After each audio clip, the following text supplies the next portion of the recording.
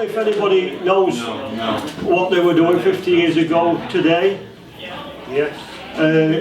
This fine album came out on exactly 50 years ago, October the 6th. It is 6th. October the 6th, 1972. I read a tiny bit, and Plainsong were more or less over by the beginning of December 1972. Iain had gone to see Jack Holtzman, the owner of Elektra Records in New York, and Jack Holtzman had persuaded him to go to California to work with Mike Nesmith of the Monkees. So he had to tie some things up in England, but he didn't do it very successfully, but he fled basically to America.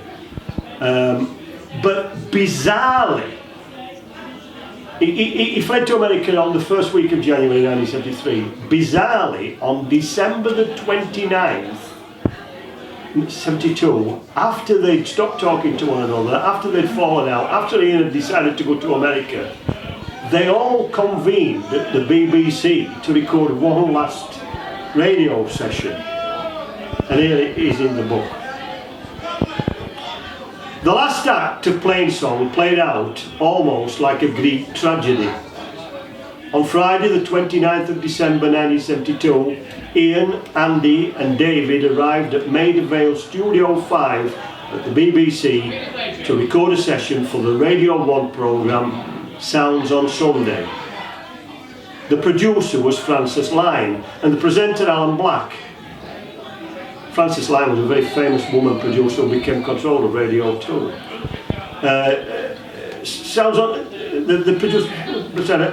Sunday was a half-hour programme of songs and chat in the form of an interview. Plainsong performed 8 songs. The band is introduced, and the first question is, you all write songs, don't you? David is very quick to respond. Except me. I don't do anything apart from play bass. It's meant as a joke, but it falls a bit flat. There's talk then about 1972 being a successful year. Andy says, we've done 2 albums, well, we're in the process of doing a second one, which we hope is a nice album. It's difficult to know what we intend. You see, we've all been in the business so long that we don't want to be stars and be incredibly successful and all that sort of thing. We probably won't go on top of the pops even if they asked us, but they haven't asked us.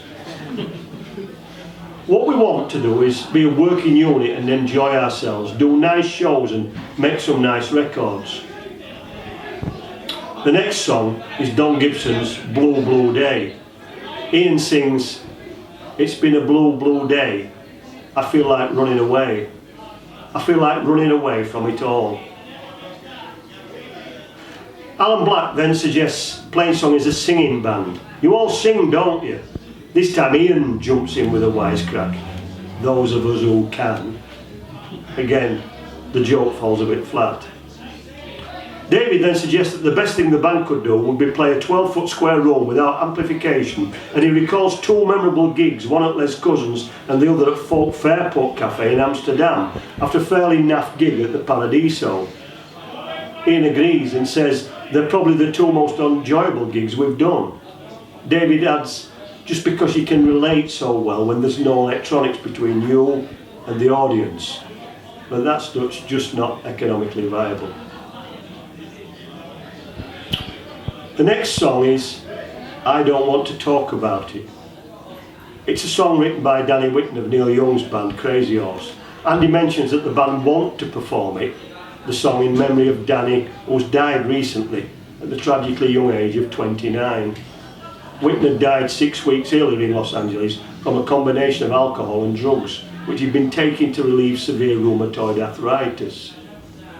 There's great pathos in Plainsong choosing to pay tribute with their arrangement of this song, but the sadness in the singing becomes almost palpable. Andy's guitar and David's piano work together to slowly introduce the song, and then Iain and Andy sing with a beautiful harmony. I can tell by your eyes that you've probably been crying forever, and the stars in the sky don't mean nothing to you, they're a mirror. Iain then comes in with the most perfectly pitched and I don't want to talk about it, how you broke my heart. If I stay here just a little bit longer, if I stay here, won't you listen to my heart?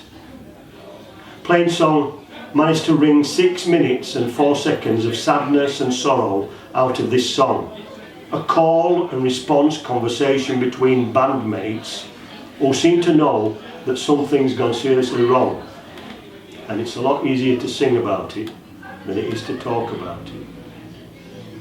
Now, the BBC notoriously wipe all their tapes. But by a miracle, when we're doing the research for this book, we managed to find someone's tape of Sounds on Sunday, taped from the radio with an handheld microphone. And we've cleaned it up, and you're going to be first people in the room to hear that version of I Don't Want to Talk About It, which is incredibly beautiful. So there you go, Dean, there's your cue.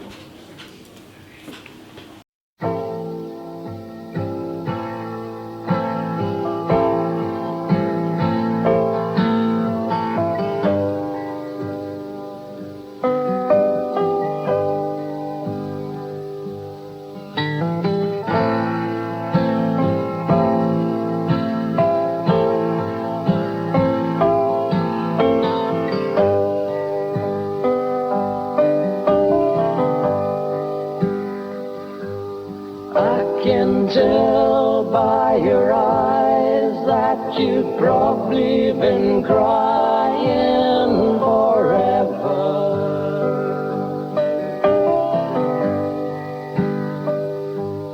And the stars in the sky don't mean nothing to you, they're a mirror.